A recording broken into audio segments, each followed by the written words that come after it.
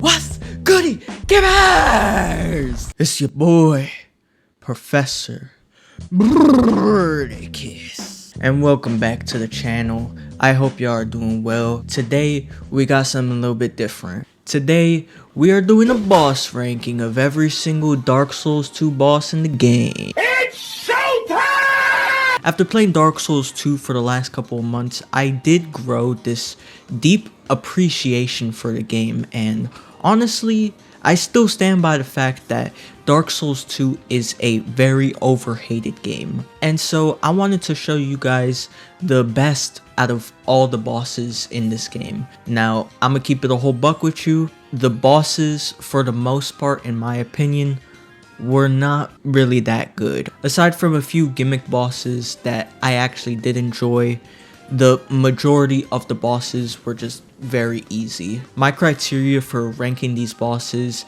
is 1, how fun they are, and that includes how fun their moveset is, as well as how difficult they are, as well as just the environment that we're fighting them in, you know, the arena and their overall character design. And second, I'm gonna be rating them on how interesting I found their lore to be. And while on topic with the lore, let me just say that this is just everything that I gathered from my time of playing. I could be 1000% wrong with everything that I gathered. I'm sure if you look at every single little bit of environmental details as well as the character models, you'd be able to pull a way better story than what I was able to pull out today. So if at any point in this video I am wrong with any of the character lore in this video, please feel free to correct me in the comments. But with all that being said, let's get into the first boss of this game. Oh boy, what hasn't been said about the Ancient Dragon already? I'm gonna keep it a whole buck with you guys. I think this boss gets a little bit too much hate. You what? Don't get it twisted. This boss still sucks. Like it's on the bottom of this list for a reason. But I think people hate on it because they fight this boss the wrong way.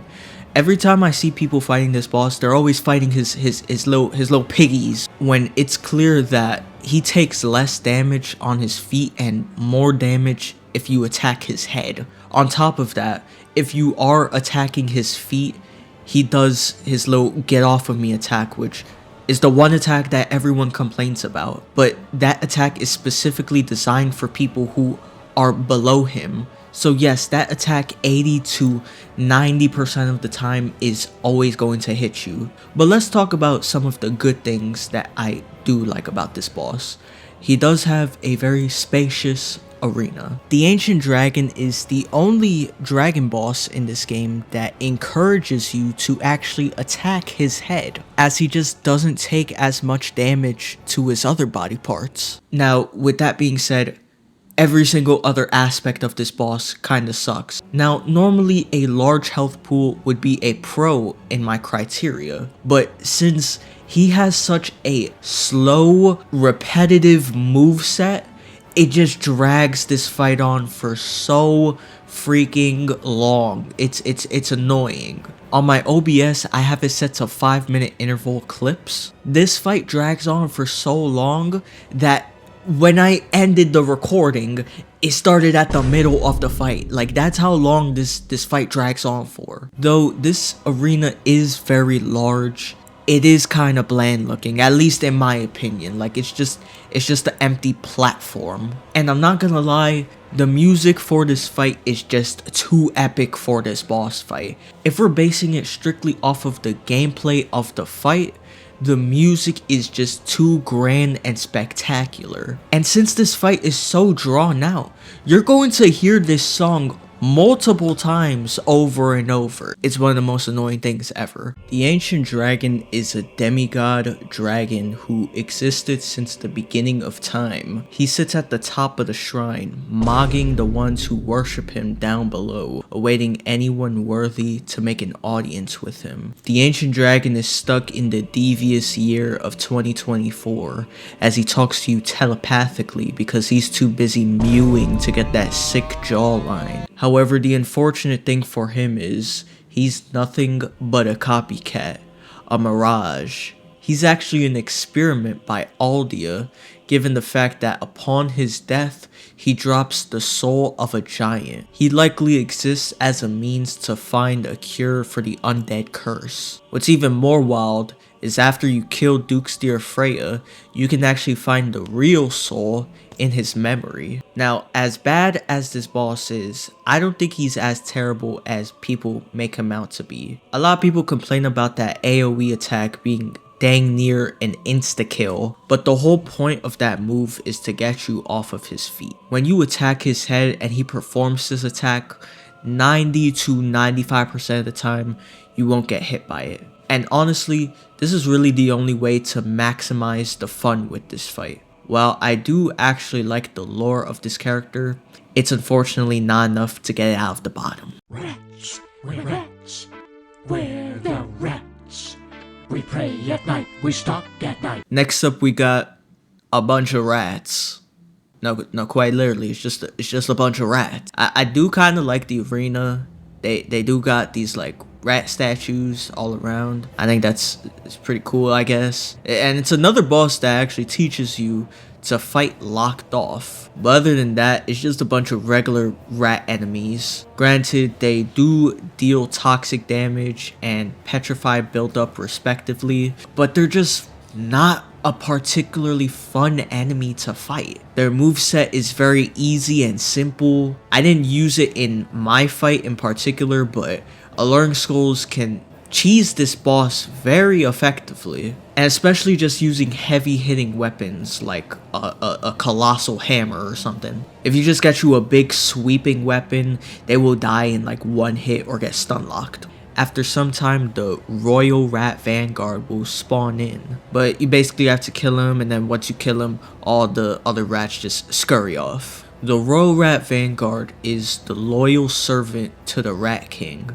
After killing the Vanguard, we receive a rat tail, giving us the right to serve the king. He and his other servants essentially serve to judge the worthiness of those who wish to serve the Rat King. This is the second most boring fight in the game, and I appreciate that his health pool is very low just so that I wouldn't have to endure the boredom like the Ancient Dragon. I'll say that as easy as I thought this fight was, I will say it is a good fight to teach people how to be patient with multiple enemies, because carelessness will definitely get you overrun.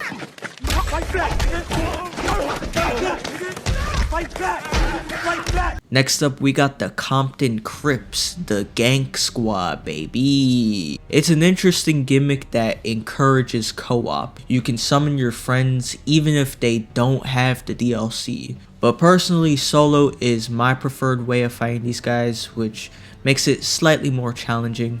And another plus side to this fight is that it's optional. You ain't gotta do it. But as far as I know, there isn't much lore behind these guys. They just kind of exist here. I'm sure if you look deep into the environment and, you know, look at the character models, you can find something. But me, I couldn't find anything about these guys. And honestly, this arena kind of sucks. Like, this arena is terrible. It's a cave. You got a little under portion with these petrification statues. It does encourage you to fight up top in the upper portion of the area. But I just don't like the design of it. It just doesn't look cool. Like, I get it, like he's called the Grave Robber. She's also called Sarah the Old Explorer. So like I get it. Like, I'm assuming that this is a grave site, but I don't know. It just doesn't look cool, man. Like it just doesn't look cool. Also, they're NPC characters, so they can just be cheesed very easily.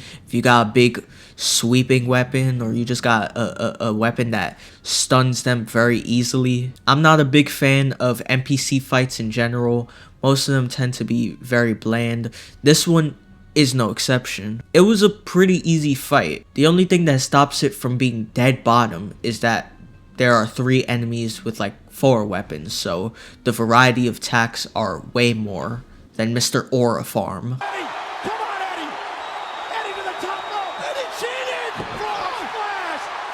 Next up, we got the Guardian Dragon. He does have a nice freaky design with these like serrated teeth. He kind of looks like this guy from Murder. There's this one really interesting move that he does. He basically climbs up to the wall and does this like fire attack. Kind of reminds me of Eddie Guerrero doing a 5-star frog splash. I also see where Malekith got his inspiration as well. And I actually do kind of like his arena as well. Like no joke, you're literally fighting this guy in a freaking bird cage. But everything else about this fight is kind of He has a very boring and well telegraphed moveset. He can be cheesed very easily by just attacking his feet. Like, he's one of those dragon bosses that just don't have that much health. In my gameplay, I strictly attacked his head just to make it a little bit more fun. Now, I happened to fight the dragon early at Hyde's Tower of Flame, so the reveal wasn't really too cool for me. It's one thing to fight a boss first and then have him be a mini boss later. It kind of shows like a sense of progression in your character. But when it's the opposite way around, the wow factor of the boss just kind of diminishes. The Guardian Dragon is another one of Aldia's experiments who guards the rise to the Dragon Eyrie. Given the fact that the cage actually has an opening on the top, it makes me think that even though that the dragon does have the free will to leave this area, he chooses not to and decides to essentially be loyal to Aldia. Maybe he got a shock collar on him, I don't know. I do appreciate that they did update his moveset and make it a little bit more interesting than the first encounter, but the fight itself is just straight buns regardless. I do wholeheartedly believe in attacking his head to make the fight more fun, but even sprinkles can't make a turd taste good. I'm the giant rat that makes all of the rules. Now let me start off this section by saying, this guy don't look like a rat at all. The Royal Rat Authority is another boss that a lot of people tend to hate on. I will say he does have a very spacious arena. It is a threat assessment fight, so it's one of those fights where you have to kill the lesser mobs first before you attack the actual Royal Rat Authority. And I will say, it was not as challenging as a lot of people made it seem to be. Maybe it's because I was using a giant weapon, so I was able to kill them really quickly. But the rat dogs that everyone complained about just weren't that difficult to deal with. I never had to use a bow to kill them. I just ran up to them and I thugged it out. If you aren't able to kill the mobs before the boss, you have to deal with multiple enemies, and you need to be able to choose when and when not to engage, which it's something that I do appreciate in bosses. Another thing that I appreciate too is that he has an extremely close bonfire. Though in my second New Game and New Game Plus runs, I never had to use it. It's still appreciated, and it's certainly a part of the game that was replicated in future titles. Now, this boss is another very cheesable boss. He's so big, you can just play under him and just rarely get hit. His moves are well telegraphed from miles away. He only ever attacks with like a 1 to 2 combo string before he resets, so I rarely find myself having to actually memorize his moveset. The Royal Rat Authority is another one of the Rat King's servants, who serves to judge those who wish to join the Covenant. Now, this guy isn't really that interesting of a character, but the Rat King is a whole nother story. While talking to the Rat King, he tells you that he once made an agreement with the humans up above, but eventually that agreement was destroyed. This left the Rat King bitter and hateful towards most humans, declaring them to be nothing more than fools, liars, and cheaters. Though this anger is justified towards them, he really only seeks peace, given the fact that he allows us to join the Covenant. I don't think he's as bad as everyone makes him out to be. I know that the strat is to range kill the dog rats before fighting the boss, but I fought him melee only all the time, and I probably only died like 2 or 3 times because I got careless. Maybe it was fixed in Scholar of the First Sin, but he's not this brutally punishing boss that everyone makes him out to be. In my opinion, of course.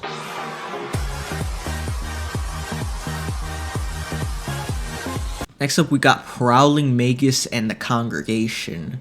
It is a cool arena. I do like the vibes here. It gives me nice Joel Osteen, Creflo Dollar, TD Jakes vibes with all of like the pews and stuff. I think that's pretty cool. Again, this is another threat assessment fight, so it encourages you to fight free aim and take out all of the mages around you, as well as the other weaker hollows that surround you. And I kind of like this guy's helmet. It looks pretty cool, I guess. But yeah, this guy has a very low health pool. The enemy attacks are very slow and telegraphed, and the range attacks can easily be avoided by dodging or by hiding behind the pews. I also don't like how they reuse the hollows without giving them like a new character design. Like imagine if they were like dripped out in this nice church garb, like they had some nice suits on or something. Like come on man, you're presenting yourself to the Lord, okay? The Prowling Magus is a warlock from Aldia's Keep who partook in forbidden rituals, infecting his mind and body with dark magic. In other words, he represents the modern day Christian church. But that's a story for another video. After Brightstone Cove... Dang, that's a really hard word to say. After Brightstone Cove Seldora was abandoned by the plague of spiders caused by Freya, Prowling Magus took this chapel as his place for hexing rituals, using his enslaved hollows to assist in killing those who ventured into Seldora. I like fights that incorporate non-linearity to the fight. In this instance, if you want to fight them effectively, you have to fight them in free aim. This fight also encourages and teaches you to go after the casters, archers, or healers first before going after the melee enemies. It's a strategy that's taught earlier in the game, but it's revamped as a boss to reinforce it further. But he's not particularly fun to fight, given the fact that they die very quickly and their moveset isn't anything to write home about. Begin audio prompt in 3, 2,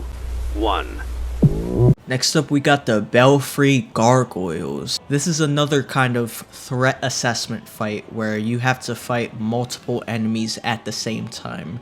And honestly, as much as people hate on gank fights, like I said previously, I don't mind these kind of fights, you know? It's non-linear, it gets your mind thinking, it kind of forces you to be patient as well, right? It could be somewhat difficult if you get greedy. You have to target one gargoyle at a time, with multiple coming to life as you deal damage to the entire health bar. And I do like the option for co-op. Though co-op is an option for virtually every boss, this boss in particular was clearly intended to be fought with summons. And of course, this boss is optional. Now let's get on to the bad. It's literally a repeat boss from the previous game. He even got the same theme from the last game. Like, his moveset is very easy and simple, just a few swipes and flying attacks. They're very well telegraphed as well. What I'm also pretty surprised about is that they actually don't hit as hard as I remember. Now of course, if you let them gank up on you, they will delete your health bar in like 2 seconds. But in my New Game Plus run, you know, the run where you would expect them to do more damage, they actually barely took off anything from my health bar. And for what it's worth, I do understand why they made it like this. If one attack could do like half your health, they'd most likely kill you like 60 to maybe 70% of the time. The gargoyles were sentries created by the ancient gods of Anor Londo. Some were originally made to guard the Bell of Awakening atop the undead parish and to patrol the streets of Anor Londo. Since then, the gargoyles have appeared in many forms in all of the Great Lands throughout history. To protect the bell from his beloved Princess of Ven from those who would stop the bellkeepers from ringing it by removing the bell, the Prince of Alkin, or whoever created these gargoyles, gave them a bident that imitates a weapon mentioned in an ancient text. Overall, I'm not a big fan of repeat bosses unless there's a big innovation in their moveset or lore. Something like Morgott in Elden Ring.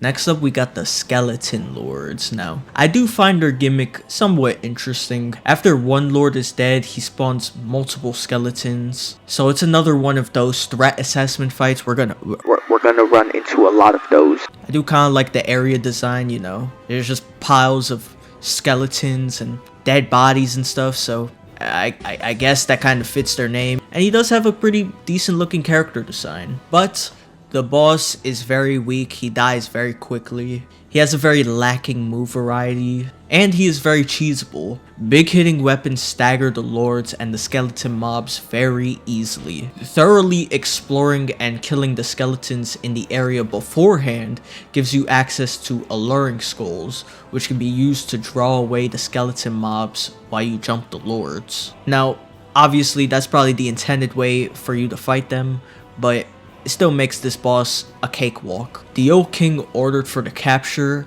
torture, and slaughter of all the undead. These undead were thrown into cells in the forest we know as Huntsman's Copse. The leaders of these hunts suffered the same undead curse themselves, and they became the Skeleton Lords. Though their memories were lost, they had retained the memory that at one point they were ruling over the land. And so they constructed thrones of bones to watch over these mindless drones. But they don't eat scones, so watch your tone so you don't get stoned. Professor Rapicus. How does anyone find that funny? Again, not that challenging of a fight, but it's another example of the game telling you to not use lock-on. Like all the bosses in the game, if you get careless, you will get overrun and probably die. But it's likely you won't if you just play smart and watch your surroundings. Please don't bite me. Just know you're gonna bite me. You're too big. Next up, we got the Demon of Song. Now, I kind of like this guy because he looks kind of funny. He's just a big frog dude with a skull mask, you know. I know a bunch of weirdo perverts are gonna make a lot of sexual innuendos about this, and he does have a pretty wacky gimmick as well. The outer skin essentially acts like one huge armor, and you have to wait for the demon inside of him to open up. But aside from that, I mean, he's pretty lackluster. He has a very simple and easy moveset. His hurt boxes are a bit janky. Sometimes I would hit the dude's arm, but it would register as if I was hitting his armor. The Demon of Song was contained within the Shrine of Amana when it developed a taste for human flesh. A line of priestesses were charged with the task of looking after the shrine and appeasing the demon by sacred rituals. These priestesses have since died out or gone hollow, and the tradition of their rituals faded away, allowing the demon to be set free. This demon learned how to lure humans into its lair by singing to them, hence the name Demon of Song. I do like me some disturbing lore. The fact that there were some people drawn to this melodic singing only to find this monstrosity is absolutely terrifying. And also a bit confusing because how the hell are they dying to this guy? But anyway, cool lore, mid boss. She is very gorgeous to me! Next up, we got the Covetous Demon. Now, I also kind of like this guy as well because he also looks really funny. Have y'all ever watched Fairly Odd Parents? Yeah, he looks like a grotesque version of that one episode where everyone was just gray blobs. But other than that, there really isn't much to say about this guy. I mean, everyone can agree that this is one of the easiest bosses in the game. He has an easy and well telegraphed moveset, and he doesn't hit hard at all. Probably his most devastating move is the one that comes out the slowest, that being his little Magikarp flop. At first it did catch me off guard because I expected him to just reset to his old position, but even then it's really easy to just space yourself away from this guy and just pick off at his health bar. Once there was a man who had a deep love for the baneful queen, Mytha, but she did not reciprocate the same feelings. He expressed this desire for her through his excessive eating, and soon he became this disgusting creature. This is that gluttony they be talking about in the Bible, man. No, seriously. Here's where it says it. I mean, like, come on, man. Like DS2 biblical breakdown soon? Let me know, y'all. I do appreciate that his lore does match up with his power level, because at the end of the day, this is just a really fat simp. A Discord mod, as you will. But if you're looking for a fun and challenging fight to waste all of your juicy bonfire aesthetics on, it's not gonna be on this guy.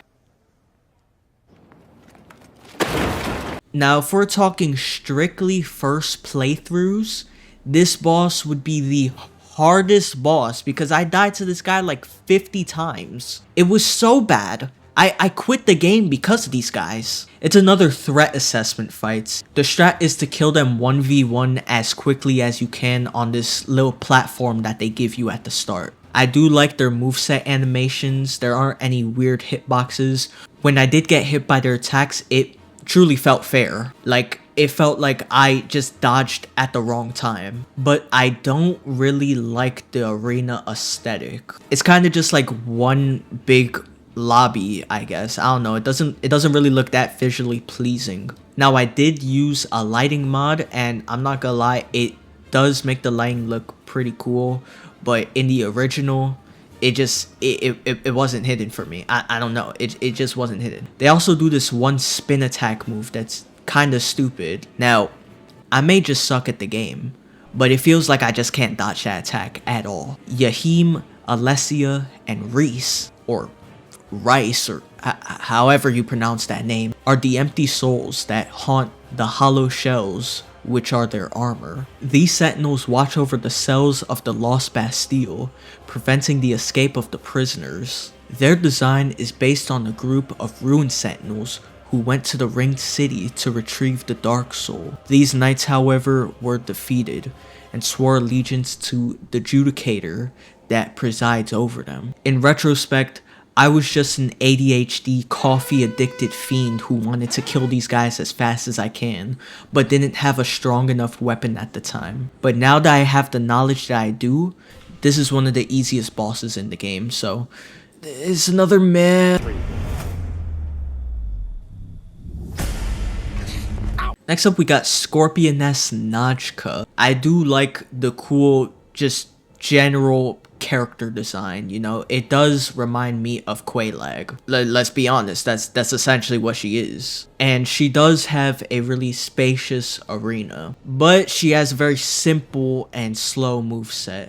Also a very small health pool. It may have just been the weapon that I was using, but I was just absolutely obliterating her. And it's also a really big theme in these games, but I really don't like these fan servicey bosses and just characters in general.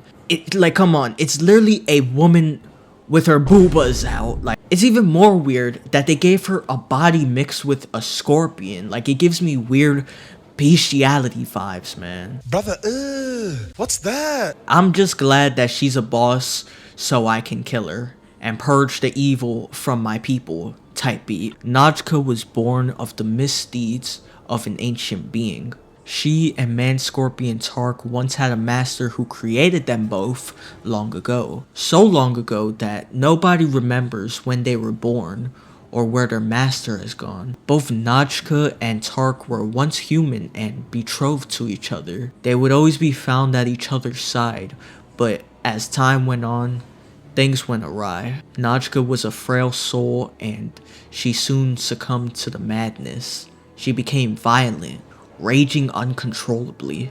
Eventually, she came after Tark, and they have been locked in combat ever since. Tark asked that we help him kill his wife. The wounds they exchange are never lethal, and they are at a standstill, waiting for someone to tip the scales. I'll say this, Scorpioness Najka is better than Quelaag. There, I said it. Sue me. Though her moveset is pretty slow, I like the tight hitboxes that she has, but other than that, she's another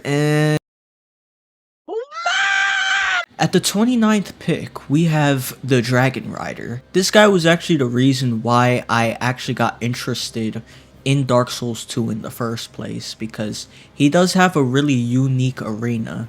You can either fight him straight up or make him drop off the edge. Alternatively, if you find that you keep falling off the arena, you can switch the lever to remove the pits. I like his moveset in particular early on in the game because that's when you don't have that much agility. You have to be more precise about the timing of your dodge. You also have to be aware of which side you're dodging to as his hitbox lingers. But his actual moveset is not that hard to learn at all. And another thing too is, his name is Dragon Rider. But these guys don't ride any dragons.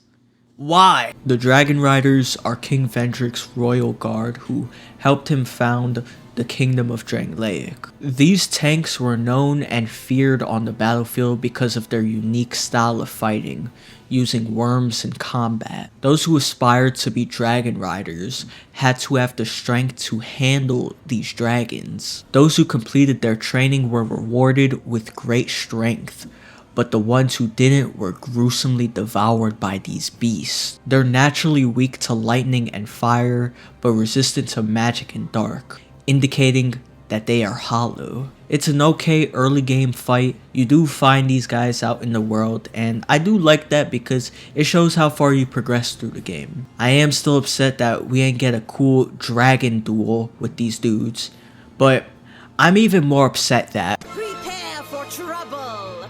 Make it double! To protect the world from devastation. To unite all peoples within our nation. it's the same fight.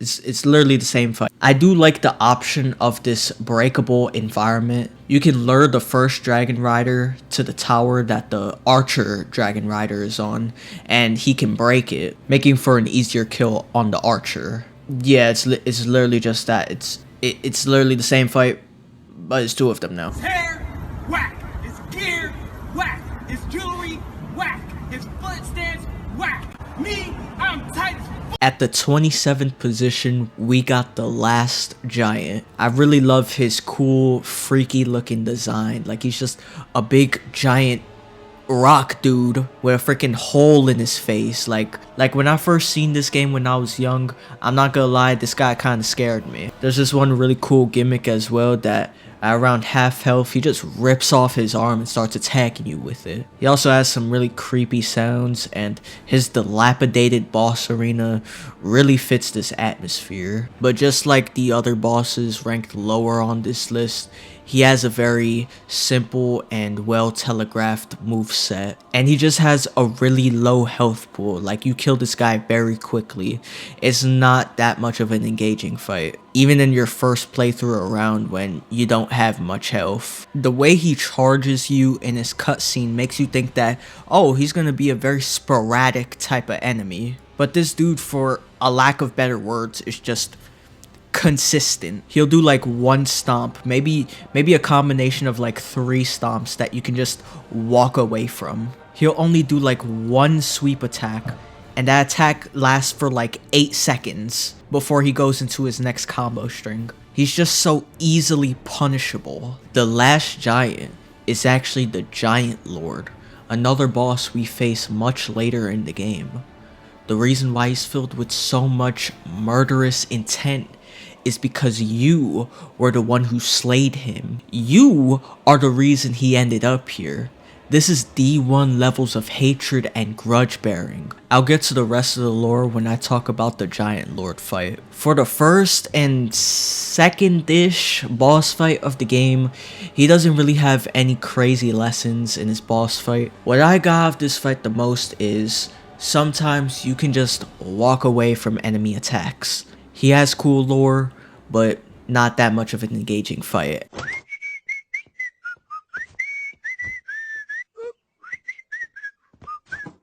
Speaking of which, we got the Giant Lord at number 26. Again, he has a cool design, and this is a nice callback to the last giant. But I will say that as much as this arena does fit his lore and aesthetic, it is terribly spaced, and this is a recycled area. If you don't recognize it, this is where we fought Pursuer. And again, he has another very simple and easy moveset to follow. And one thing that really grinds my gears is that his lore strength doesn't match with his in-game strength. As his name obviously implies, this is the Lord of the Giants. These beasts that we find throughout the game. In an effort to conquer the giants and take their souls, King Vendrick ventured across the northern seas, captured some giants as prisoners, and brought them back to his castle where he could study them. He used them to construct golems and gave them to his brother Aldea to continue searching for the cure to the undead curse. In retaliation, however, the giant lord crossed the seas and conquered Drangleic, leaving the kingdom in ruins. During his campaign, however, he was slain by an unknown warrior.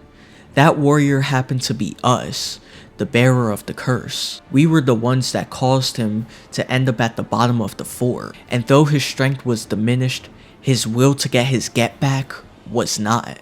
This is a generational type of hatred for real. From a lore perspective, the Giant Lord is one of the strongest characters in this game, but gameplay wise, he's nothing short of a disappointment. He has many of the similar combo strings as his last giant counterpart, with the foot stomp being his most common one, which I'm able to avoid very easily. What's worse is that this is a late to end game boss that you fight, meaning that you're close to the strongest that you can be. It really is a shame that we couldn't have seen a more impressive display from this guy. Sad L. 1738. Next up we got Alana the Squad Lit Queen. This is another threat assessment fight as she does spawn a bunch of other mobs in her fight, and I do appreciate that it is a very spacious fight as well. She can be pretty dangerous with her longer range attacks. She does have this one attack in particular where she spawns in this fire orb that explodes after some time, and it can be devastating. But the one thing I don't like about this boss is that she essentially spawns in a repeat boss. I'm sure there's a lore reason behind the fact that she's able to spawn in Velstadt that I just haven't figured out yet, but he's just the same Velstadt that we fought earlier in the game. She also spawns these skeleton dudes who are not really that big of an issue to deal with. Aside from that, all of her melee attacks are well telegraphed. The main threat of this fight is just not getting overrun. And like I said, that's a theme with a good majority of these bosses. Ilana is one of the 4 total children of the Dark, more specifically a fragment of Manus, them being Nashandra, Nadalia, and Alsana. She is the wife to the Sunken King, and like her sisters, she did it with a goal in mind. She represents the wrath of Manus, and she, along with the priestesses, sang to soothe the dragon as he slept. She holds the title of Squalid Queen, which describes something extremely dirty or unpleasant, like poison. In her fight, she summons both skeletons and Velstadt, whose bodies and weapons are now coated with this poison. Was she responsible for the deaths of everyone in Shulva?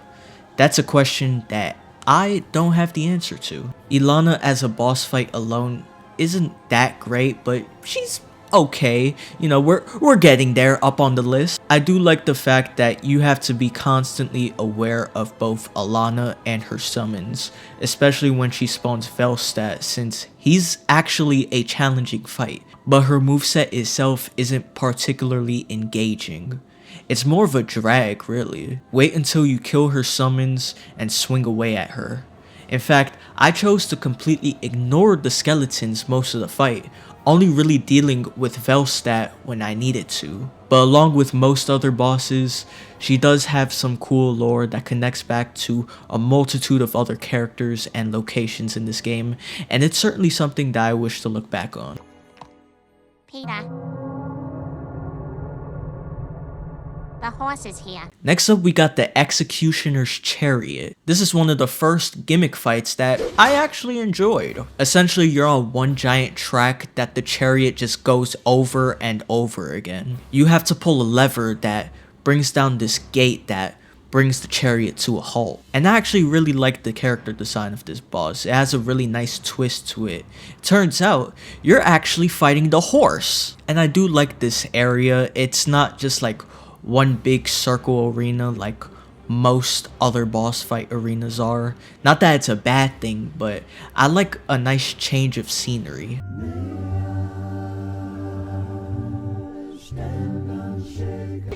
But other than that, he has a pretty simple moveset. He has this dark breathing attack. He has this little charging attack that he does, which I don't know how I get hit by it sometimes. I feel like I dodge it, but hey, it doesn't do that much damage. If you just stick to his back, his moveset becomes very limited. But worst of all, if you happen to die to this boss, he does have a long run back, which can be annoying. Again, this wasn't really that much of a challenging boss to begin with, but again, difficulty is subjective. This was the torture tool created by the Old Iron King to eternally kill the undead. Though upon the chariot sits the executioner, a twist of fate is revealed, that the horse is the one controlling the chariot. The form that this steed took was a window into the soul of its master. Necromancers were put into the undead purgatory in order to resurrect the undead so that they could be endlessly tortured. Eventually, these necromancers went hollow themselves, but continued in their old ritual. I'd say the best part of this fight is definitely the boss design of this guy, but other than that, he's a pretty okay boss without much of a crazy moveset. The lore of this boss is pretty dark as well, stuff that just makes you think, you know, how messed up Drangleic is.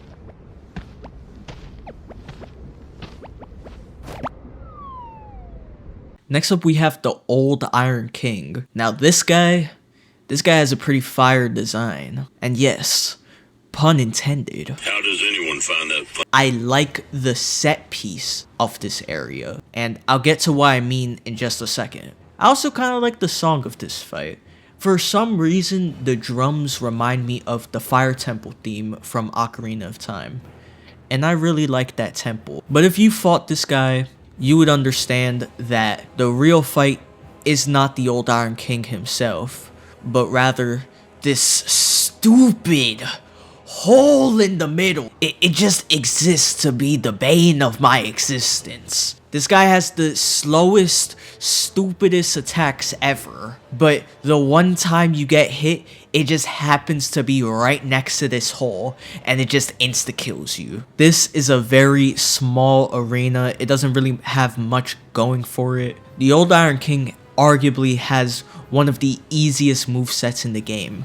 He'll literally slam his fist down and leave it there for like 10 seconds. Like, this is the most Legend of Zelda boss that I've ever fought. And the lore build up to this fight, I'm not gonna lie, it's kinda underwhelming. Like, he's one of the strongest characters in this game, yet his in-game strength just doesn't match at all. The Old Iron King was an unknown and unestablished lord, short-sighted of the necessities to rule a dominant kingdom. It was until a man from a far eastern land traveled to this land to serve the king. Though his intentions were unknown, he quickly became the lord's most trusted knight, and soon the king was able to wrest control of the now dilapidated land of Alkin. But the aftermath of this war was severe, leaving the land wasted. At this low point, he made a groundbreaking discovery: the Scorching Iron Scepter, a device capable of transferring heat through the tower from which he ruled at the time, which will later be known as Broom Tower. With this newfound strength, the Old Iron King would slowly descend into madness, vanity, and depravity. Instead of using his great soul to solve the mystery of the undead curse, he used his power to round up the undead to mercilessly and repeatedly kill them by way of his executioner chariot. The method of killing was so brutal in the fact that these undead cannot be truly killed. The location where this occurred was promptly named the Undead Purgatory. This may have been the catalyst that caused his loyal knight, Sir Alone, to depart from the king. The Iron King with his essentially infinite supply of iron, created the Smelter Demon, but he unintentionally created a monster that would end up killing him. His body sunk below the molten iron and became the vessel of the thing that lurked beneath it, turning him into Icarus Earth. It's important to note that killing him in New Game Plus rewards you with the Old King Soul. The 4 main bosses drop these ineffable souls, which are the souls of the previous lords in the first game, suggesting the idea that there is a cycle that's continuing. This soul in particular belonged to Gwyn. Other than that stupid hole that exists just to pack me up and send me back to the lobby, this boss isn't really that interesting gameplay wise. I truly believe that the Old Iron King has one of the coolest lores in this game, which is why he's so high up on this list. But the sole fact that his lore strength doesn't really match with his in-game strength, it just makes it all the more underwhelming. Like, just look at this guy. He seems like he would be pretty strong, but he got the stupidest moveset ever. And this is one of the main bosses you have to kill. So sad. The giant enemy spider.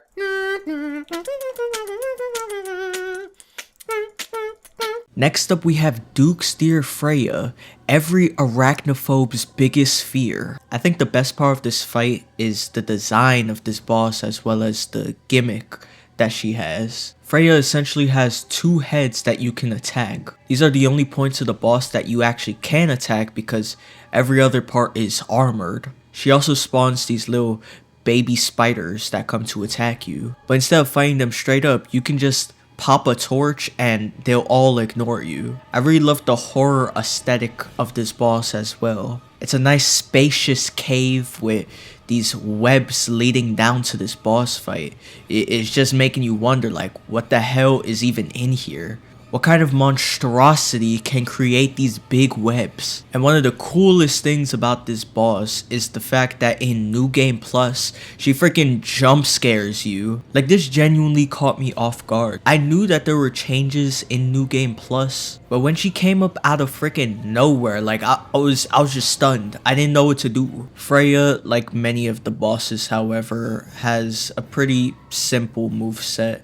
There is one attack that she does that a lot of people complain about, and it's that big laser beam attack. No, I haven't gotten hit by it that much. It's clearly meant to be a get closer to me type of attack. People complain about the hitbox of that being too big, but honestly, I didn't really notice it. And the 2-head gimmick can be used to cheese this boss. What I would do is when I attack one side, the moment she starts attacking on that head, I just go over to the other one, and it's just a constant loop. Freya is described as the Writhing Ruins Keeper. I believe this to be a reference to Seath the Scaleless, given the fact that when we kill her in New Game Plus, we get the Old Pale Drake soul, further connecting her back to him. Despite being dead for ages, his soul still holds much influence over the land. Man Scorpion Tark, a creation by the owner of the soul, says that his master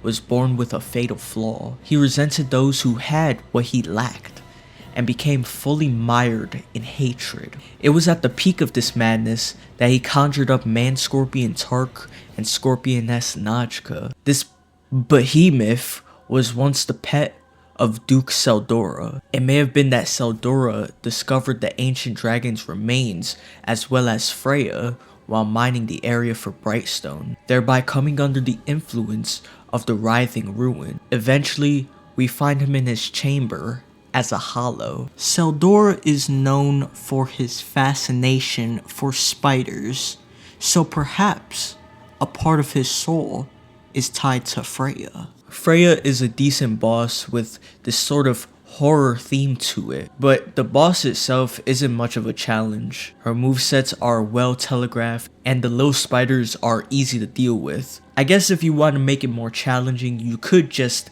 not use a torch, but the spiders die in like 1 to 2 hits, so even then, it's not that big of a difficulty jump. That man's an imposter! That man is the imposter! Next up, we have the Old Dragon Slayer. It's just Ornstein, okay?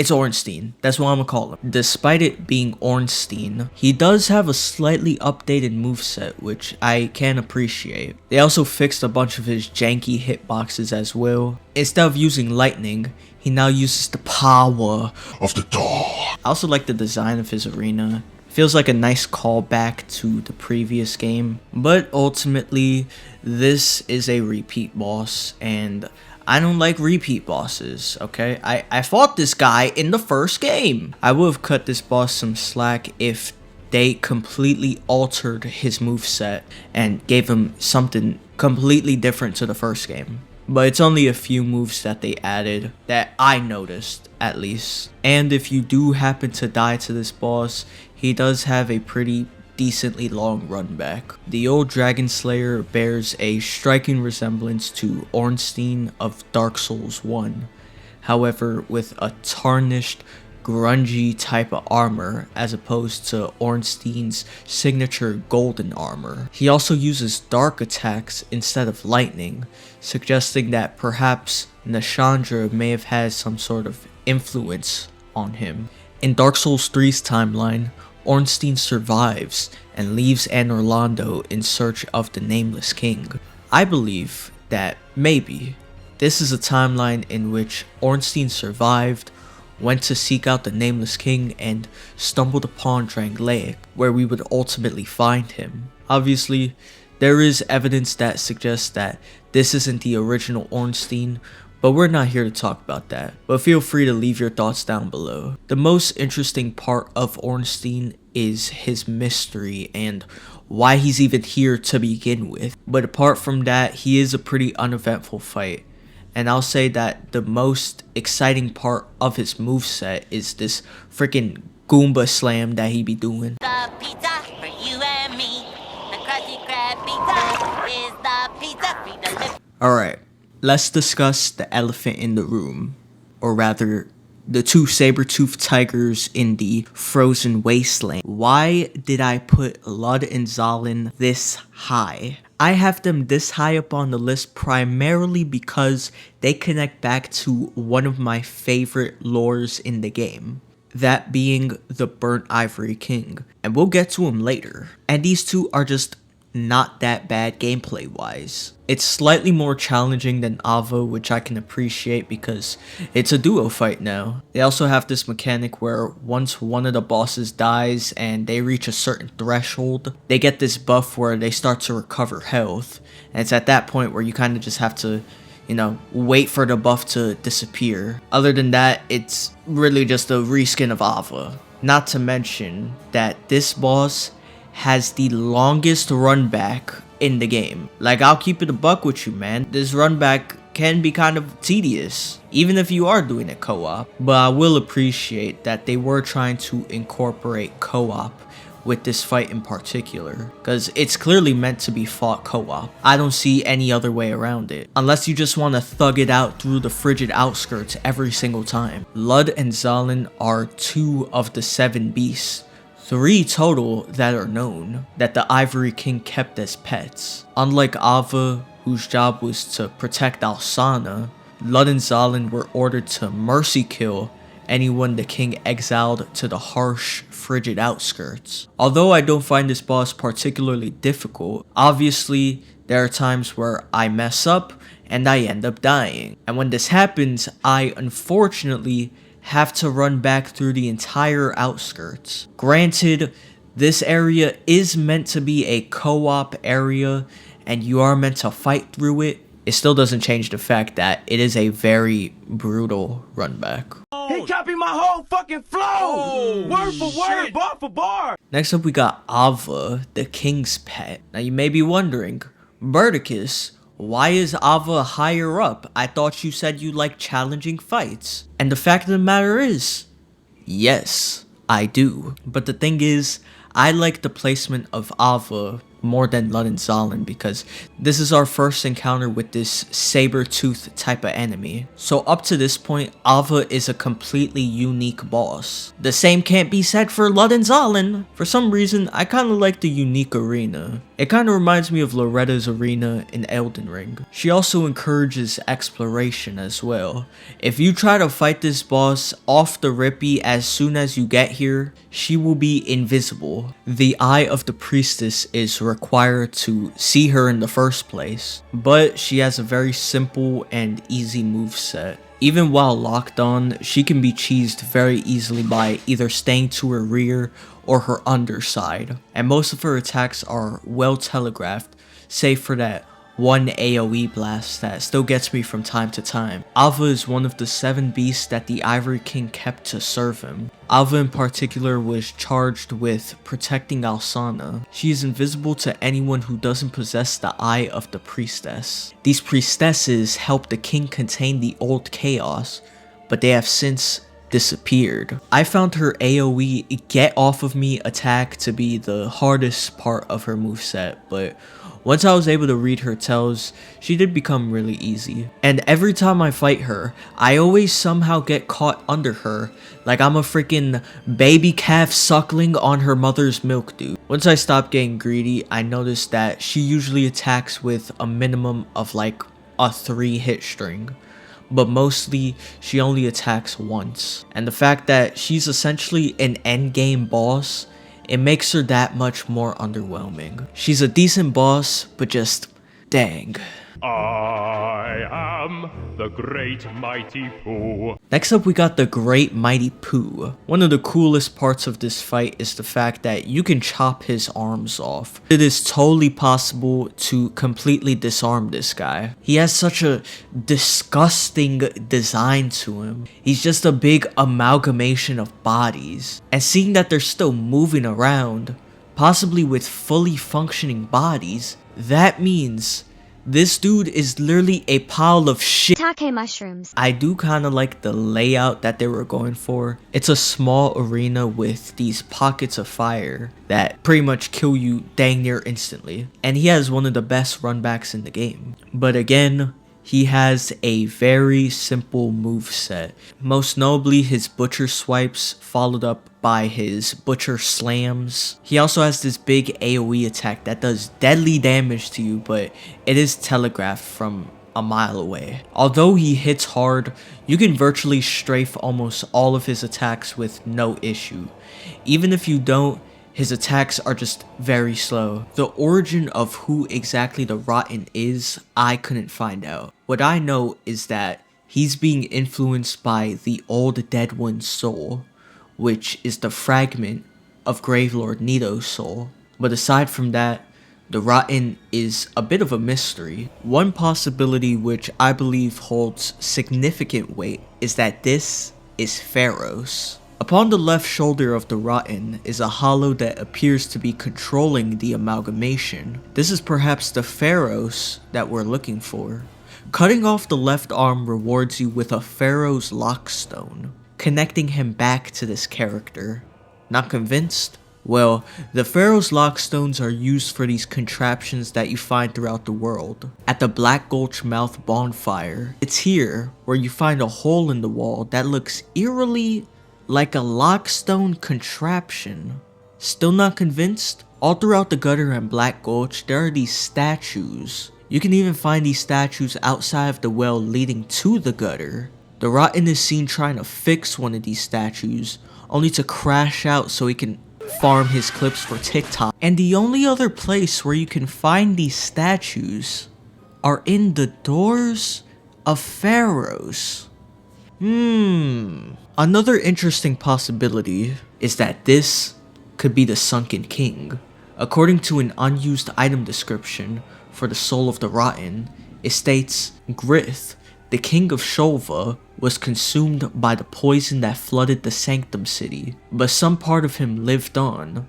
Now he watches over the discarded and abandoned in his sanctuary deep underground. Now, let me just say that I cannot confirm or deny how real this is. I mean, it is just a screenshot of the description. Maybe if you guys look hard enough, you could probably find it somewhere in the game files. I don't know. I'm just throwing ideas out. But if this is real, then it does make sense given the fact that he's right outside the teleporter to Shulva.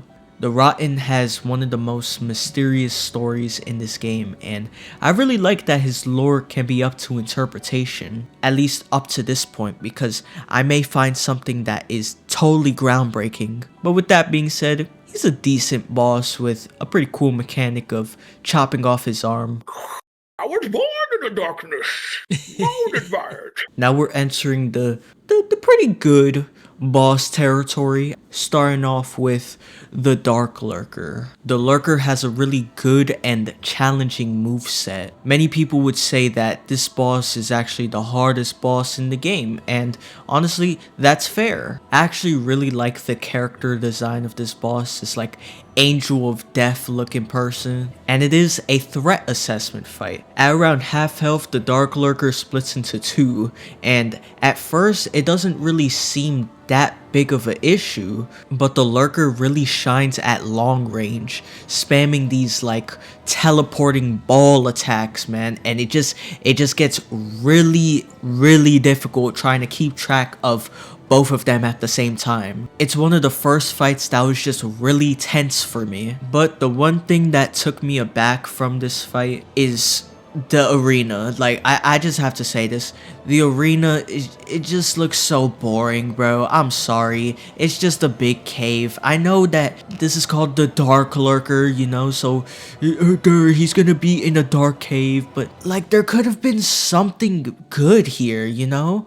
With the Rotten, those little statues and stuff. Here, there's nothing. It's nothing. It's just an empty cave.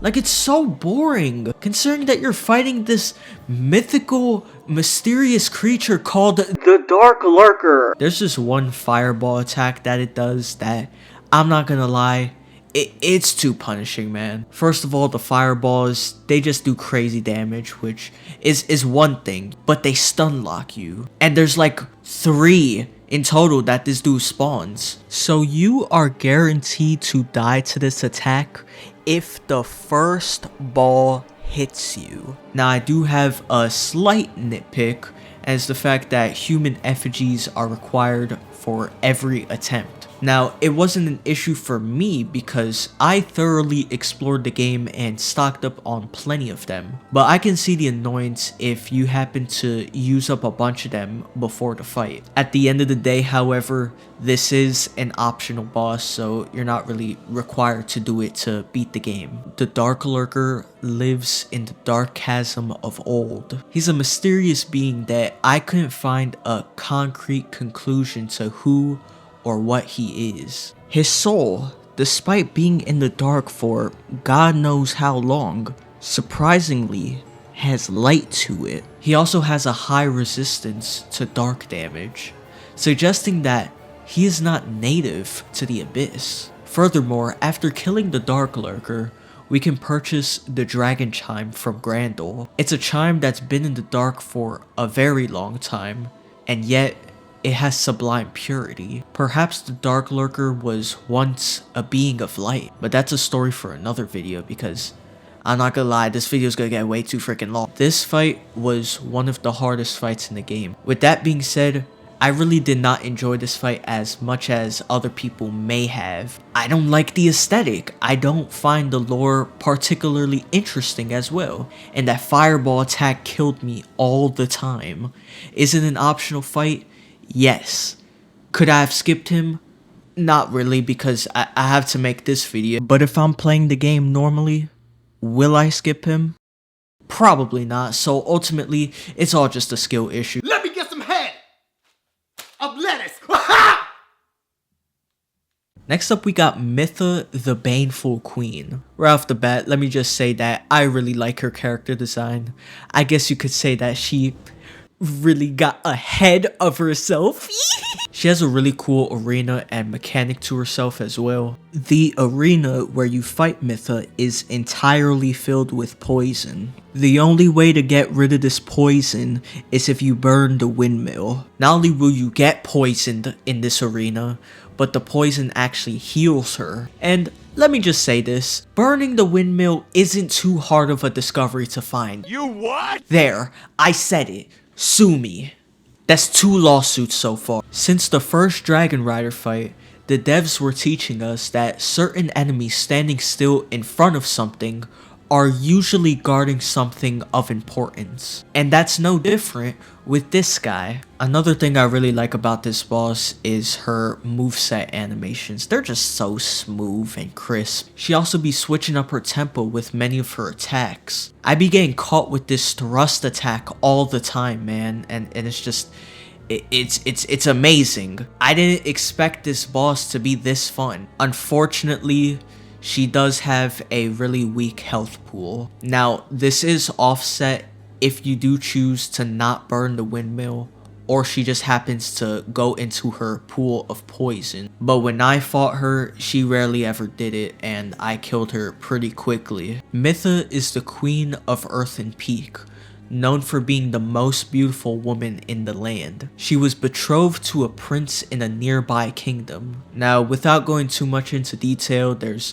some evidence that suggests that it was the Prince of Alkin, while others say that it was the Old Iron King. But long story short, the prince did not share the same affection towards her, and instead had feelings for another princess. To increase her beauty and win back his love, she consumed the poisonous materials of the land. Instead of enhancing her fairness, she became a horrifying monster. After which, seeing that she failed to become more beautiful, she prompted her mannequin servants to behead her.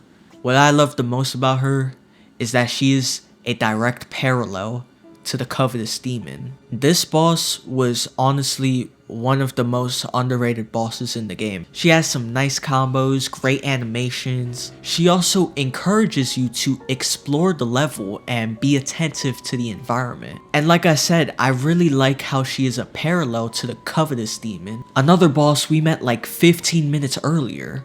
It really makes you think, you know?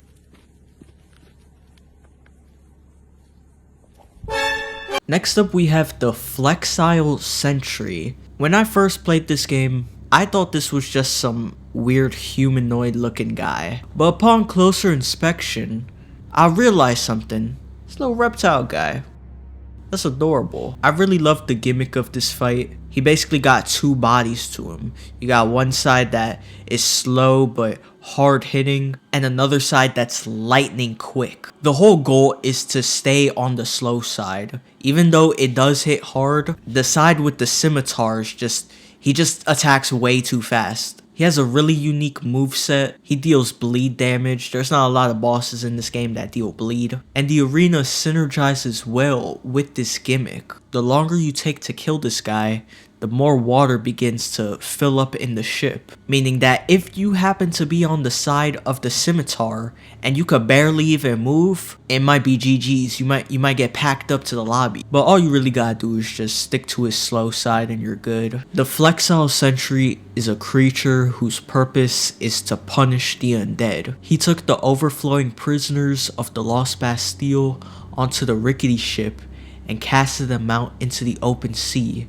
with the majority of them drowning or starving to death. I like this boss for its sheer uniqueness. You essentially have to fight him on the slower, harder hitting side of him. Fighting him on the curved sword side is doable, but it can get tricky. All around, he's another cool, underrated boss.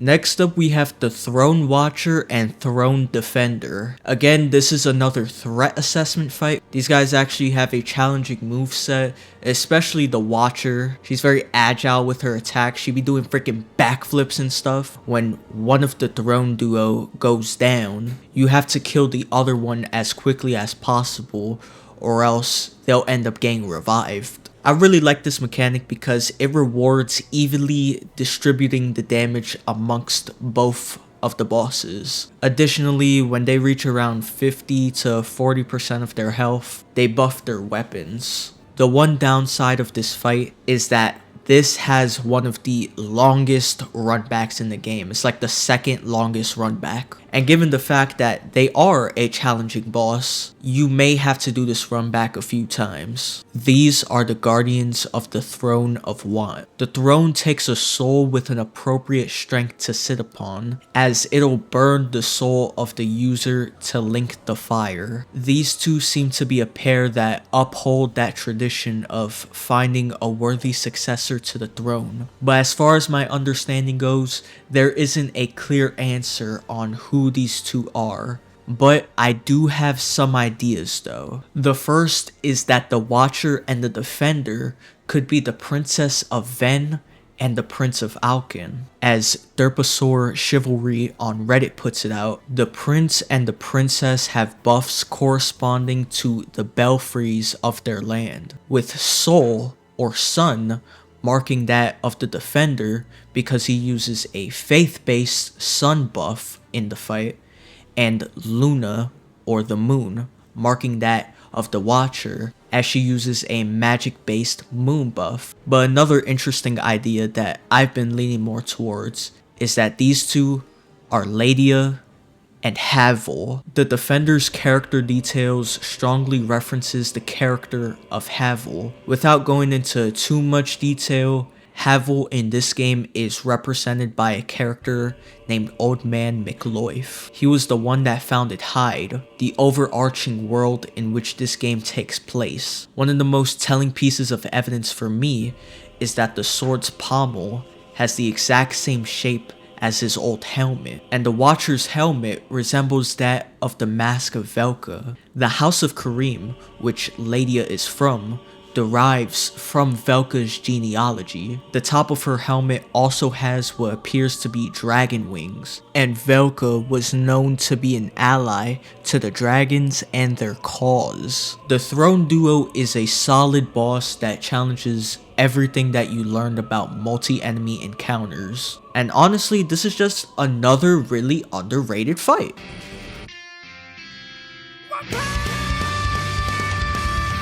Next up, we have the Smelter Demon. Fighting him while locked on, he is one of the most challenging fights in this game. He has such a great moveset. His hitbox lingers on for just long enough to where you have to be really precise with your dodges, and that's what I really like about him. Once he reaches about 75% health, he starts spewing fire out of his body, which starts to deal tick damage. Additionally, once he reaches about like 45% health, he coats his sword with fire, further adding on more damage. Though his run back is average when it comes to running from the bonfire all the way to the fog wall, it does take a lot of practice to do consistently. If you don't want to take the time to kill the enemies in your path to the boss fight, then you must learn their moveset in order to get through unscathed or lightly damaged. And to the people that say, but I don't want to spend 15 minutes killing every single person in this area. Bro, you don't have to do that. You just gotta kill everyone that's in the immediate path to you, and that takes no less than 5 minutes. You can absolutely cheese the Smelter Demon by just not fighting him locked on. It's actually insane how many enemies in this game you could just fight unlocked. I'll even be doing this in other FromSoft games. Dark Souls 2 is like the only game where I be fighting them unlocked because it's just, they're so cheesable. Also, for some reason, I just think his arena is kind of mid. It's just this circular area. I don't even know how dude even got here. The door ain't even big enough for him, bro. Unless this arena is like secretly an elevator or something. Or maybe they built around the Smelter Demon. I have no clue. This mass of iron was a creation of the old Iron King. Through the power of the Scorching Iron Scepter, he was able to provide life for this machine. However, this silly goose was a little too silly to see that making an automatron based off of your servant's idol would make this guy a literal demon. And so, when life was given to the smelter machine through the fire, he used his free will to kill the king in one swing. Although the Smelter Demon is up there with the more challenging bosses, I think the main challenge comes from actually learning to run back to the boss in the first place, if you so happen to die. As much slack as this run back gets, I think it's really fun once you get the hang of it. And be prepared to run through this place a lot. All's to say, I like this boss. Is that blue? Yes. Is that fucking blue? Yes, Mr. Angry Joe. Yes. This is fucking blue? Yes, Angry Joe. You're giving me a boss that was already in the base game that's painted blue, and you want to charge me $10. Yes, Mr. Angry Joe. You are spending more money to fight blue. Literally the same music, same design, same fight. Only difference is he's blue. And he is optional to the DLC. And the area where you fight him in is a co-op summon area. This spot is meant to be run through with your buddies or other players or even NPCs.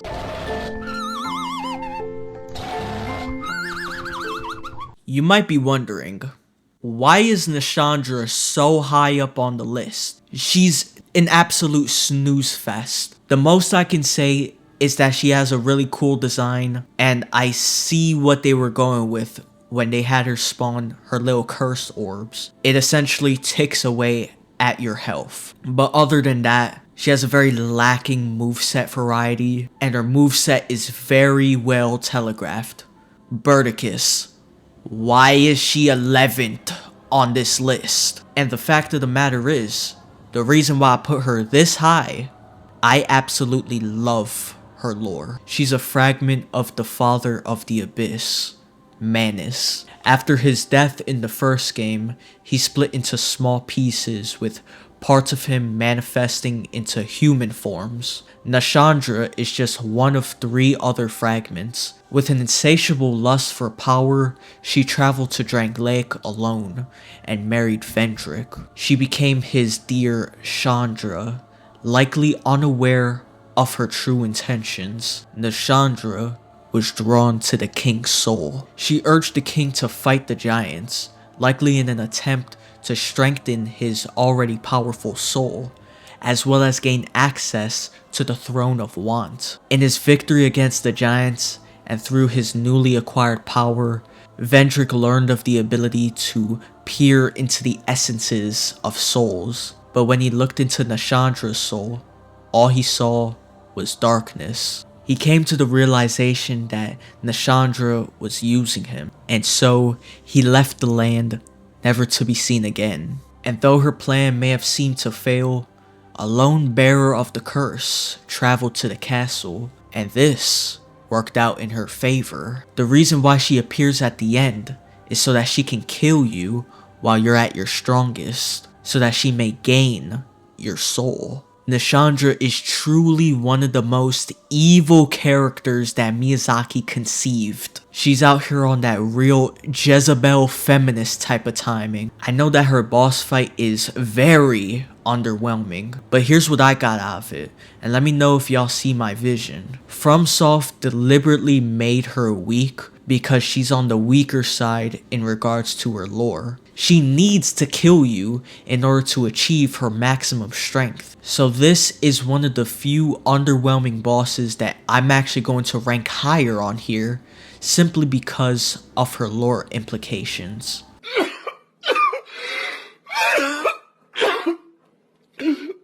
Next up, we have King Vendrick. Again, you may be wondering, why is Vendrick so high up on this list? He can be cheesed very easily. All I did was just stick between his legs and circle around him the entire fight. Even if you fight him locked on, he's really not that much of a challenge. Also, he requires 5 giant souls to fight him effectively.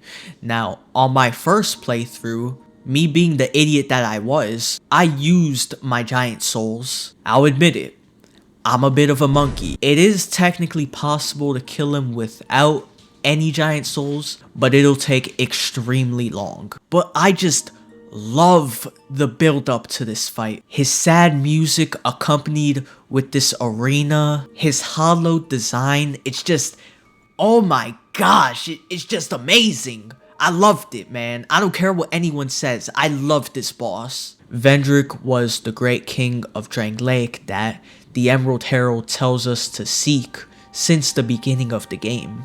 But when we find him, he has fallen from grace and become hollow. Before he got here, he once had a powerful soul. His formidable strength was able to conquer the giants and capture them for his experiments to cure the undead curse. But this ploy to subjugate the giants was a setup by Nashandra, for she coveted his soul and the throne of want. When Vendrick peered into the soul of Nashandra and saw darkness, he perceived her wickedness. Some point after this, he fled to the shrine of Amana and stowed away his soul so that Nashandra may never find it. Then, he traveled deep into the undead crypt, where he was protected by his royal aegis, Velstadt. This is another instance of a kind of whack boss, gameplay wise at least, where I'm going to place him higher on the list because of how messed up this fight is from a story perspective. The build up to this fight,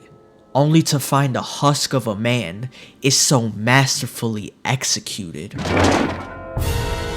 All hail Plankton! Next up we have Sin, the obvious best dragon fight in this game. I really love the animations of some of his attacks. A lot of his moves are just hidden very well. There's this one attack in particular that he does in the beginning where he like lunges his head at you. He does it from time to time and it always catches me off guard. And I just love little attacks like that where you have to read the slight change in their body posture in order to read it. It is just a dragon looking guy, but I do like the little character details that he has with the spear poking through his chest. This boss has a very short run back. I think he has the quickest run back in this entire game. My only real complaint about this boss is that the game encourages you to kind of stick to his chest / backside, as that's where you deal the most damage. You can avoid most of his attacks by just sticking between his legs and just running around his fire breath attacks. Some of his swipes don't even hit you when you're under him.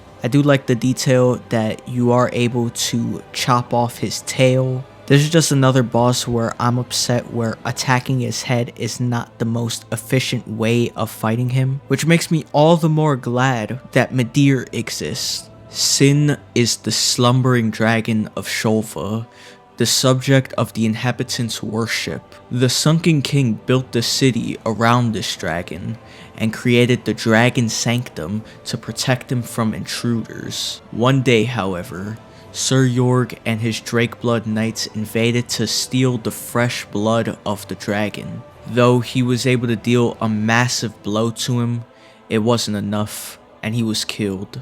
The poison that built up from Sin was finally expelled, killing the inhabitants of Shulva. This is the best dragon fight in this game, and honestly, this is probably another really underrated fight. I really saw the direction that they were going, making this dragon in particular a lot more proactive in the fight. This would be a nice foreshadow to all the other dragon fights in future games, and I really appreciate that. What more do you want from me? Next up we have Aldia. Again, another fight that gameplay wise is just so lackluster, but I just had to put it on this list because Aldia has one of my favorite stories ever. Not to mention that this dude got my second favorite song in this game. I don't care if he does like the same 3 or 4 moves, and I don't care how dragged on this fight is. I just love the lore of this fight. Aldia is the elder brother to Vendrick. He separated himself to his manor to search for the secrets of life in order to find the truth of the undead curse. However, those who went to his manor disappeared, for they were subjects to his horrific experiments, being turned into monsters. The Guardian Dragon and the Ancient Dragon are a few significant examples of the beings that he created, with the latter being created from the soul of a giant. Vendrick shunned his actions and banished him from his keep forever. Aldia failed to shed the yoke of fate and was turned into a monster who inhabits the bonfire. He now guides the bearer of the curse towards his hallowed brother and to the throne of want. All the while, he seeks to learn his intentions and teaches him the nature of the curse. In our conversations with Aldia, he expresses his anger towards Gwyn, the Lord of Cinder, for linking the flame and continuing the undead curse.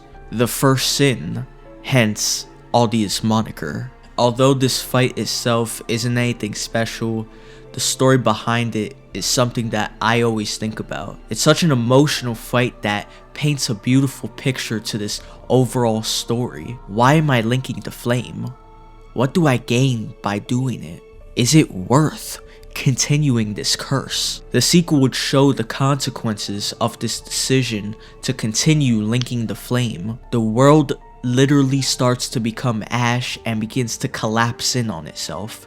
It's so fascinating. So just for that, this fight is gonna go higher up on this ranking. Thelonious.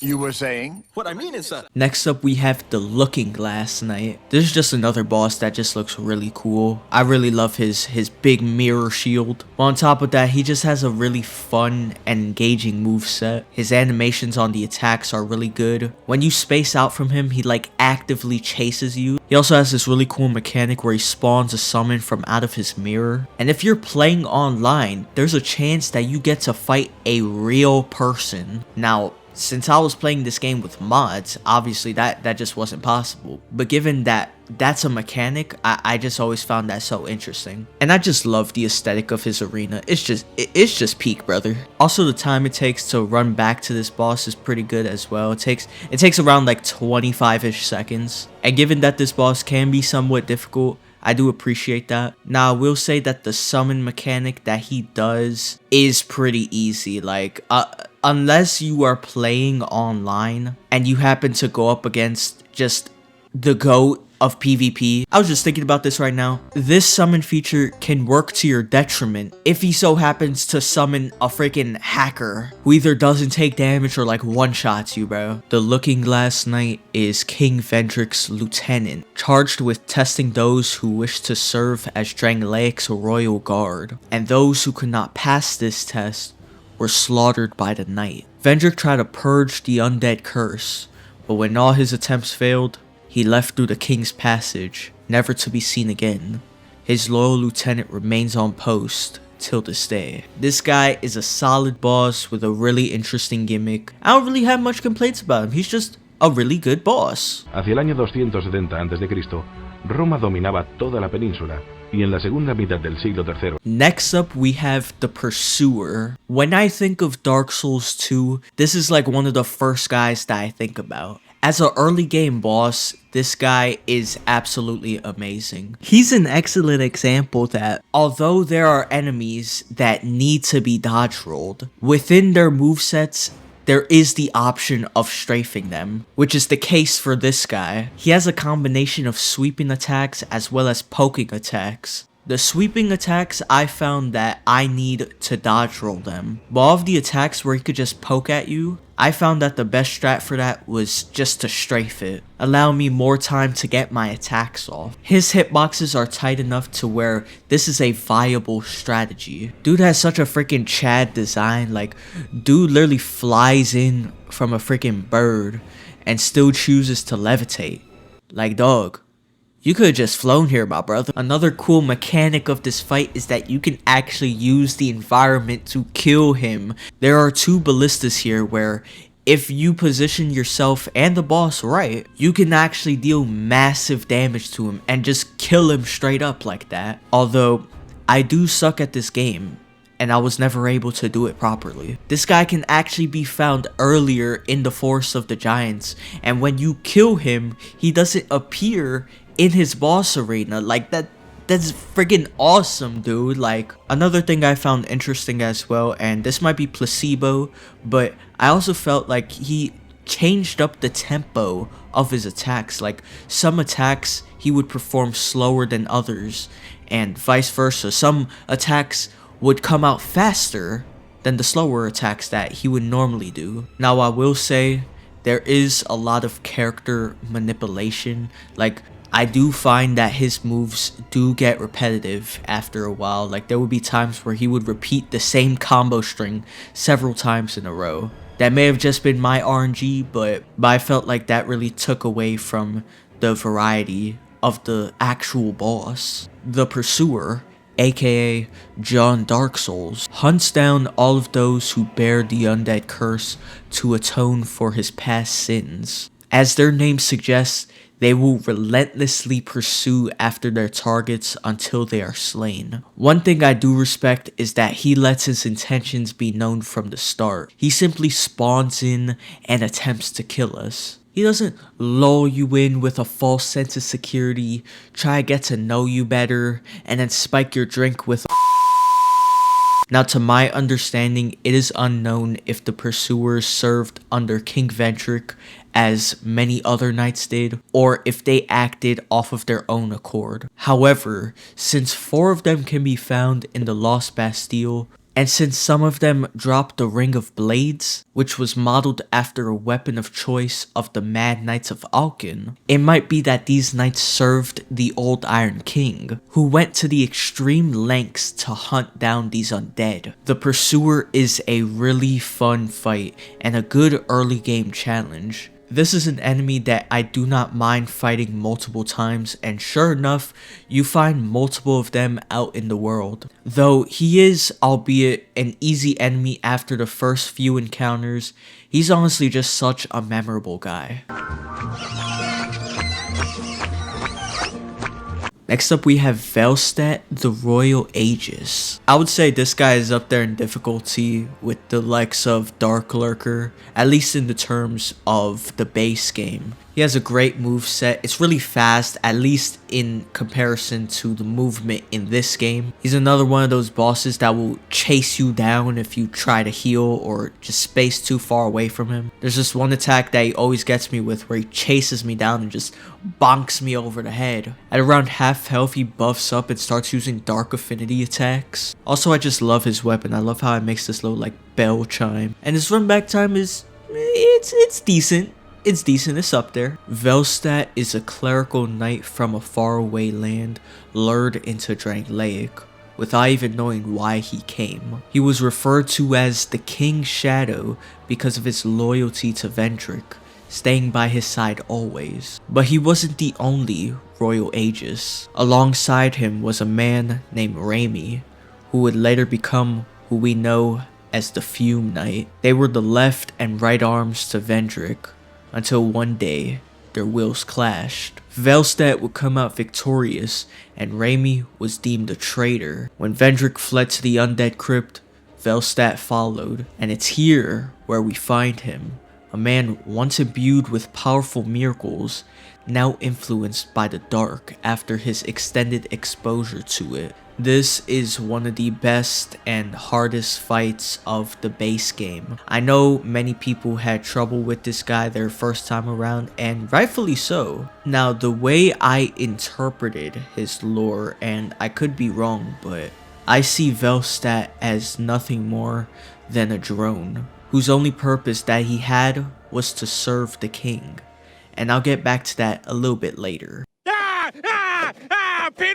Pinwheels in my head, voices, angry fish. Next up, we have the Lost Sinner. This boss right here is an absolute Chad. Best boss in the base game. I don't care what anyone says. This boss has an awesome character design. He's literally like bound up. He's a prisoner. You can see the little chains that he has on his hand. Bro can't even hold a sword properly, dude. For an early game, a Dark Souls 2 boss, this guy moves so freaking fast, dude. It's insane. We also got this really cool arena with this spooky environment. Outside of the arena, there's these 2 torches that can be lit. If they're not lit, not only will the arena be dark, but you'll lose lock on to the boss whenever he does his jump attack. They also add some pretty neat New Game Plus changes where you now have to fight 2 pyromancers. They're not really too difficult, but it's just something to up the difficulty a little bit. The most annoying thing of this boss fight is the fact that this is one of the longest runbacks in the game. And given the fact that I actually enjoy this boss. It makes refighting him so annoying, because it takes like 50 something seconds just to get back to him. Deep within the heart of the Lost Bastille hides the Sinner. Now in the Lost Sinner's item descriptions, it describes the Sinner as a she, but if you want my opinion, I don't think this is a woman. Out of her own will, she imprisoned herself for a sin that she had committed. She wears a mask that pushes spikes into her face, a straitjacket that binds her waist, handcuffs, and a skirt that only the guilty wear in shame. In the cutscene leading up to the fight, a chaos bug enters the Sinner's eye and seemingly angers her and appears to be controlling her. We know that these chaos bugs not only have the ability to control people, but the Witch of Izalith transfigured into this bug and became the Bed of Chaos. Furthermore, killing the Sinner in New Game Plus rewards you with the Old Witch Soul, a straight up admission that this is the Witch of Izalith's soul. Now some theories propose that the Lost Sinner is Magus Aegil, while others say that it's the Princess of Ven. But there are two that I think hold more weight. The first one being that she is actually a priestess of Elium Lois. The Lost Sinner is missing an eye, and in Elium Lois, the priestesses gave up their eye for the eye of the priestess. The Old Chaos is located there as well, the place where the chaos bugs dwell, which also happens to be the same bug that crawls into the Sinner's eye. However, another idea that I believe holds a little bit more weight is that this is the King of Ven, who stowed himself away in this cell as a self-punishment for killing his queen after his suspicions were confirmed that the queen and the Prince of Alkin had been secretly in love and discussing alliances. I mean, if you just take a look at the character design of the Lost Sinner, this is not a woman. Where are we getting this idea that this is a woman, bro? What I believe is that every time the Lost Sinner is referred to as a she in her descriptions, that's simply talking about the soul that resides in him, that being the Witch of Izalith. But we're not gonna go too deep into that. This is a really fun early game boss. He has some nice combos and he can be a bit of a challenge. On top of the lore and multiple different interpretations to who he could possibly be, it goes without saying that he's one of the best bosses in this game, hands down. The last three bosses on this list are a toss-up between which ones are better, and for a while I couldn't choose one over the other, but the ones that you see here are the ones that I've chosen for now, and at a later point I may change my opinion. I don't know.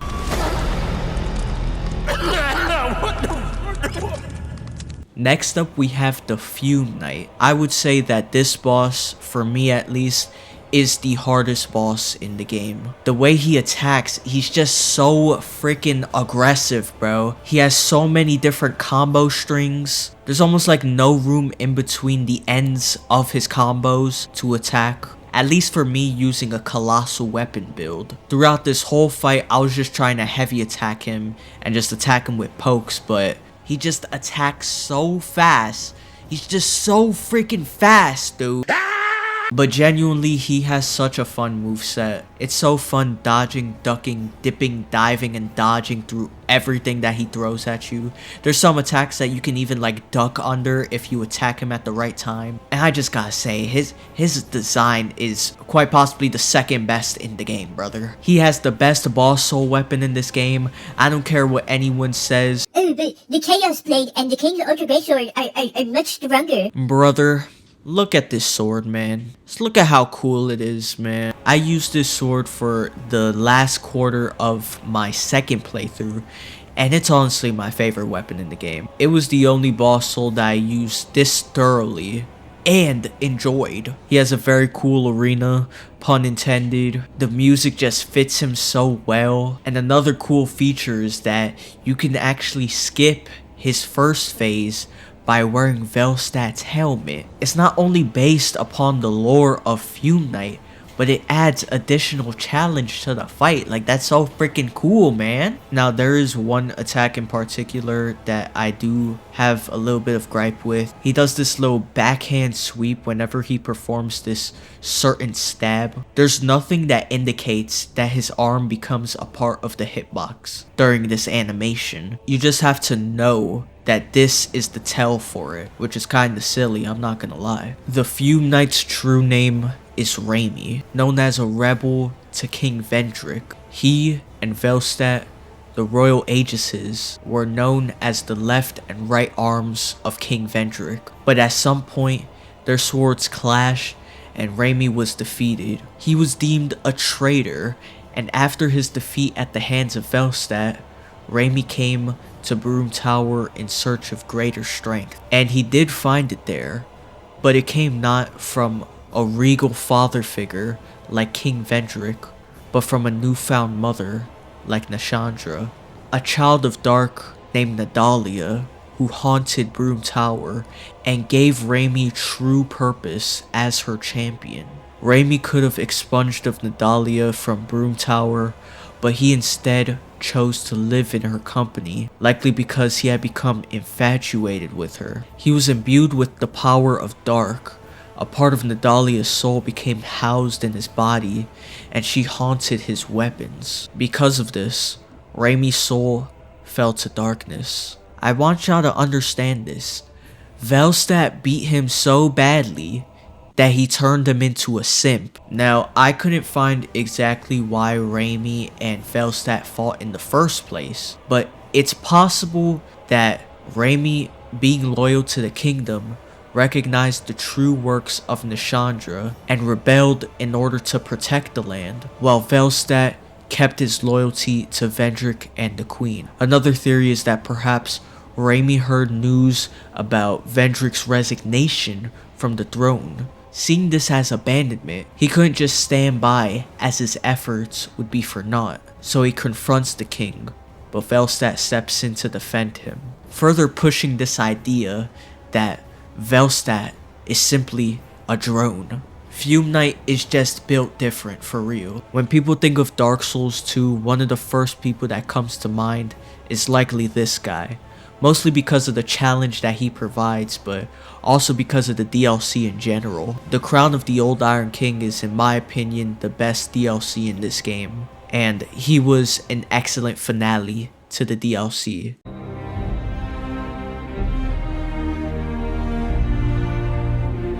Next up, we have the Burnt Ivory King. Let's get this straight out the way. This is the best arena in the game, bro. We literally go back to the old chaos, man. And the way we go into the old chaos is just freaking fire. Like, we're literally plunging into hell. I love the gimmick of this fight and the build up to the actual boss. You have to explore Aleum Lois to get the knights to assist you. You can just fight the boss without them though. Granted, it will be more challenging, but I recommend getting all of the knights because this little set piece battle that we have here is just, it's peak cinema. The Ivory King's reveal is just freaking awesome. He comes out of this freaking portal like all cool, like bruh, ain't nobody filming you, bro.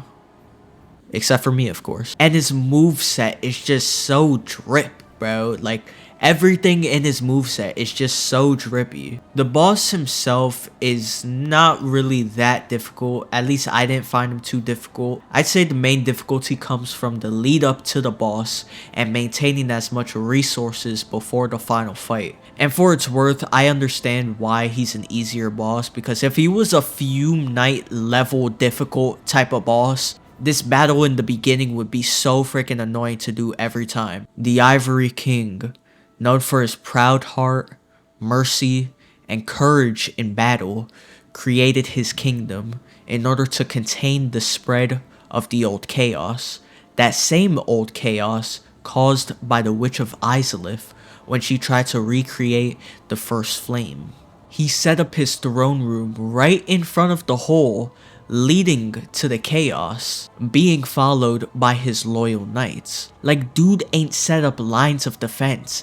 This guy is the defense. The king had 7 beasts, The three we know of are Ava, the one who guards Alsana and the Grand Cathedral, and Lud and Zalin, who watch over the frigid outskirts to mercy kill those who are exiled there. One day, a child of dark named Alsana appeared before the king, seeking after him personally. In due time, the king grew an affection towards her, and she became beloved by his side. At some point, the king's soul had degraded, and he was drained of his vigor, and in one last attempt to stop the old chaos, he gave Alsana a uniquely intertwining sword with the name inscribed in it, Aleum Lois. He plunged into the depths, never to be seen again. Eventually, the doors to the kingdom flung open, allowing the city to freeze over,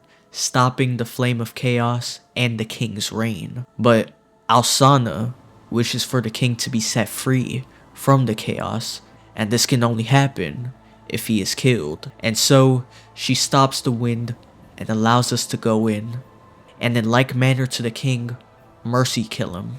I want y'all to understand this detail. A merciful king who plunged into the old chaos, literally hell. Yo, y'all are not ready for these DS2 biblical videos, bro. I'm telling you guys. Although he himself is not a challenging boss if you gather all the Lois Knights together, the build up to this fight, as well as the sheer spectacle of his arena, and the tragic lore of this boss essentially being this guy's last stand, I can't help but enjoy every second of it. This is the perfect way to end the final DLC. I have the power of God and anime on my side! Wait, And last but not least, we have Sir Alan. I don't care what anyone says, this guy has the best moveset in the game. His moveset not only has a lot of variety in it, but he has some mix-ups in those attacks as well, changing up the tempos of these attacks too. This guy got the best drip. This dude has the coolest armor design of any boss in the game. I don't care what anyone says.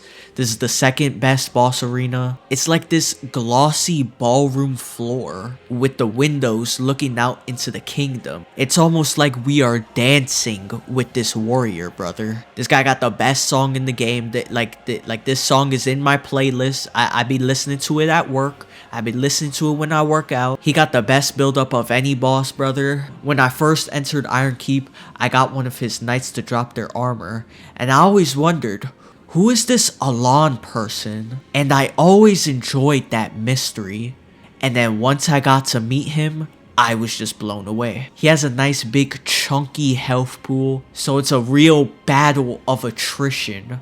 Not only that, but you get a secret animation if you no-hit him. Dude literally seppukus himself, which goes to show that his moveset is not only challenging, but it's fair, because the devs knew that it was possible to no-hit this guy. The only gripe I have with this boss is that he has a decently long run back. Personally, I don't mind it as much because I don't die in between the runbacks too often. But I just want to fight this guy as soon as possible because I just love this fight, man. Hailing from an eastern land, Sir Alan came to Drangleic to serve a little-known and unestablished lord. He became his most trusted knight and helped him become a powerful and dominant figure. His mastery of his sword and his loyalty to the king earned him his respect. So much so that he even named his fellow knights in his keep after him. But eventually, the Iron King went mad and pursued after his own pleasures. Seeing this happening before him, Sir Alan left the land. But seeing as Sir Alan was loyal to the king, the fact that he just got up and left seems kind of unlikely. When we encounter him, it's in the memory of the old king. If you remember with the Giant Lord, these memories that we enter into affect the future present. I believe that because we killed Sir Alan, the mysterious disappearance of him caused rumors of him leaving the land to spread. But unbeknownst to them, one of Drangleic's greatest warriors had unfortunately died. This is the best fight in the game. He has a great variety of attacks, he's swaggy, he has a great arena. I think the one thing that I liked about him the most was his mystery. Not every single piece of lore has to be fleshed out for a character. Sometimes you just gotta give him enough to leave the story up to imagination. And if my theory is correct, then Sir Alon's story has to be one of the most tragic stories in the game. I hope y'all enjoyed this video. I know this video took a while to come out. I was doing a lot of research for this lore, and like I said, I could be very wrong with a lot of the stories in this game because I know that there's a lot of new things coming out concerning the characters and the environments. There's always something new. This is just what I was able to gather. And like I said, feel free to correct me in the comments if I messed anything up. But ultimately, when it comes down to who is the best boss in this game, it's all subjective. So if you disagree with me, let me know in the comments. I got another lore video that I'm working on right now. It will be another video games because I know it's been a while since I've made one of those videos. So just stay tuned for that. Also, thank you guys so much for 1,000 subscribers. All I gotta say, man, is just praise Jesus, man. You guys showed so much support on that last video, and I'm just extremely grateful. If you liked this video, make sure you give it a like, subscribe, share this with a friend. And yeah, that's about it. It's your boy, Professor Birdicus. I'm gonna go hibernate now. God bless you all.